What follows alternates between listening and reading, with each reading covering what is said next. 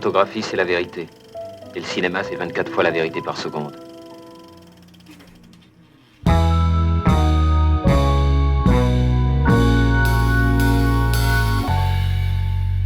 Tout a commencé avec le livre de Catherine Poulain qui s'appelle Le Grand Marin, dont la lecture m'a bouleversée par sa force.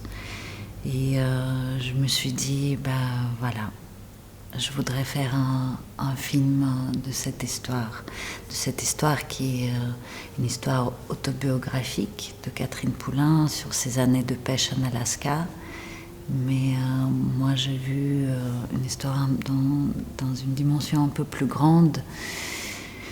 Et j'ai vu surtout une métaphore là-dedans d'un être qui veut tout quitter, partir au bout du monde, prendre la mer pour s'affronter et pour connaître ses forces et ses limites aussi, pour entrer dans ce monde dur de la pêche au gros.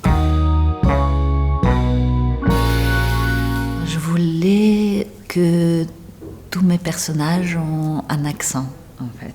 Et j'ai rencontré des comédiens avec des accents déjà d'emblée parce que je voulais créer cette sensation de bout du monde, aussi de ce royaume des âmes perdues, des hommes perdus, mais aussi qu'ils ont une dimension plus que des comédiens. Et tous mes comédiens, ils sont aussi en parallèle, soit des musiciens, soit des danseurs. Il y en a qui pilotent d'avion. Donc cette richesse-là, en eux, ça m'attirait. C'est comme ça que je l'ai choisi. Je suis allée au Québec et j'ai fait des repérages là-bas et j'ai trouvé l'endroit où je voulais tourner. Il s'appelait Kegaska, un petit port à la fin de la route 138. Et puis le Covid est arrivé, cet endroit était complètement fermé, on ne pouvait plus y accéder.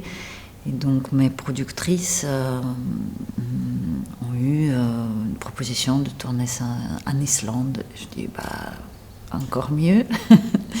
C'est un endroit très très très spécial. C'est un endroit qui est tellement particulier par sa force de landscapes, de paysages. Puis c'est aussi le pays des pêcheurs.